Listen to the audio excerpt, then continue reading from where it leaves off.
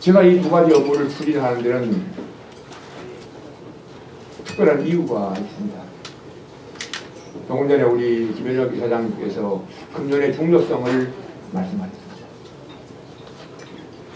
금년은 정말 우리 대한민국의 운명, 우리 민족의 운명이 걸린 해라고 해도 과언이 아닐 겁니다. 여러분, 제가 이렇게 말씀드린 것을 아마 다 이해하실 겁니다. 여기 오신 분들은 왜 그런지. 2012년은 우리도 총선 대선이 있지만 우리 주변국 모든 나라가 지도자가 바뀌는 이런 정말 몇십 년 만에 한 번 올까 말까 하는 이런 특별한 해입니다.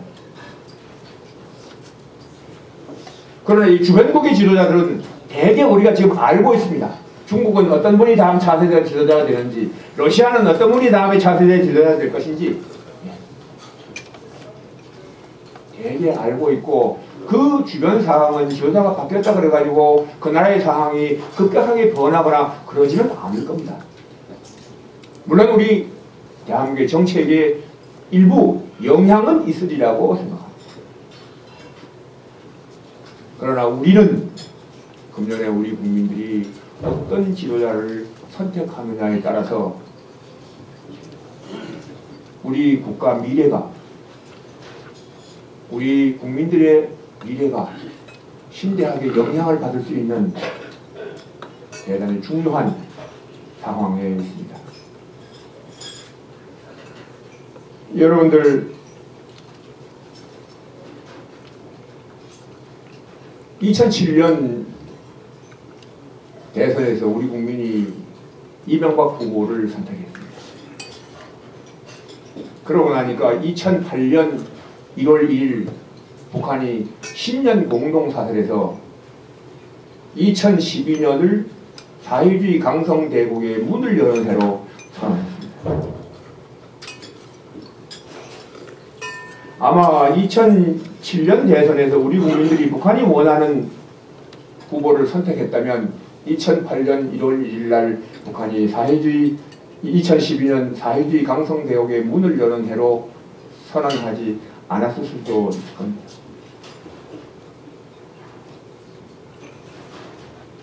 이 사회주의 강성대국이라는 것은 북한은 본래 사회주의니까요. 강성대국이라는 것은 북한은 군사 사상적으로는 이미 강성대국이 되어 있다는 겁니다.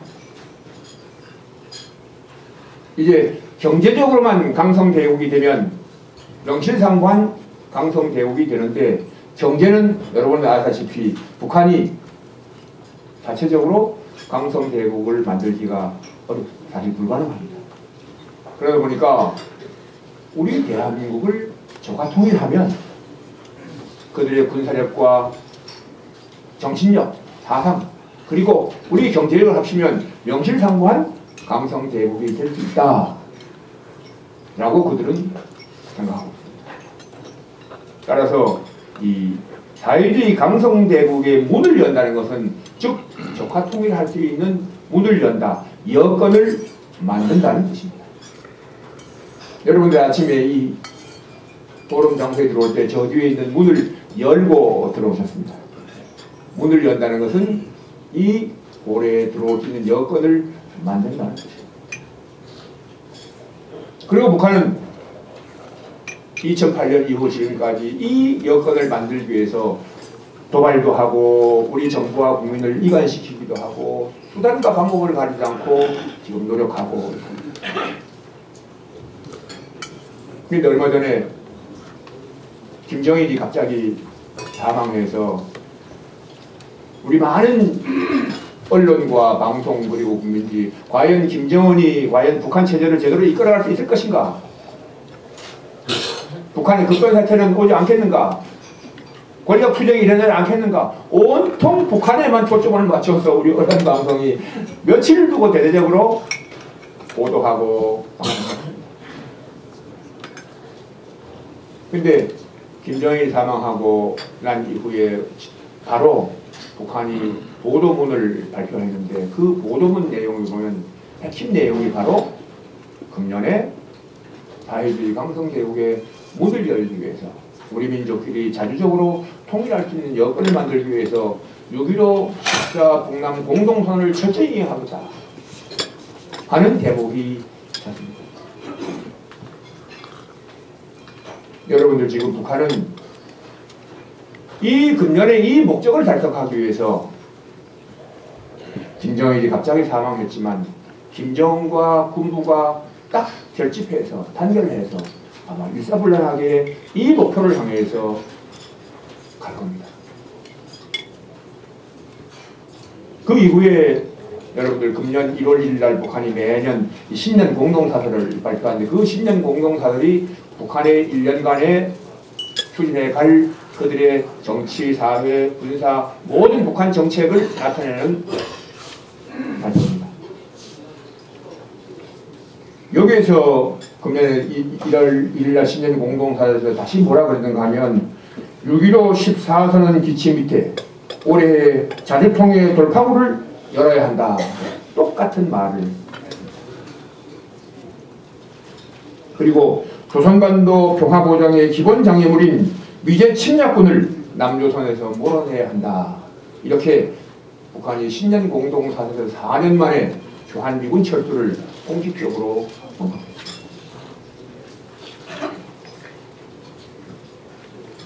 여러분들 북한이 대남 적화 통일을 추진하는데 가장 걸림돌은 바로 이 한미동맹이고 여기 있는 주한미군입니다. 이 주한미군과 한미동맹이 얼마나 우리에게 중요하냐. 여기 계신 여러분들은 아마 다 아시리라고 생각합니다. 우리나라는 지난 역사기간 동안에 900회가 넘는 배치임을 받았다고 합니다. 그리고 지난 100년 동안에도 일제 36년 식민지 통치 그리고 이 독립과 더불어 해방과 더불어 분단 그리고 6.25 전쟁 6.25 전쟁 이후에도 북한이 수많은 도발을 받으면서 순환의 역사를 살아왔습니다. 우리나라가 이렇게 순환의 역사를 살아온 것은 피할 수 없는 지정학적 위치 때문에 그렇습니다. 우리나라는 중국과 러시아, 일본의 틈바구니 사이에 있습니다. 이 중국과 러시아와 일본은 우리나라가 독자적으로 어떻게 해볼 수 없는 너무나도 큰 강대국입니다. 그래서 이 강대국의 사이에 끼어 있는 우리나라는 지정학적으로 순환의 역사를 겪을 수밖에 없는 숙명적인 현실을 타고난 겁니다. 따라서 우리나라는 1950년대 초까지, 1960년대 초까지 6.25 전쟁을 겪으면서 세계에서 가장 가난한 세계 제貧국이었습니다. 근데 여러분들, 우리 대한민국이 지난 60년 동안 기적의 경제 발전을 했습니다. 세계에서 그 유례를 찾아볼 수 없는 기적의 경제 발전을 했습니다.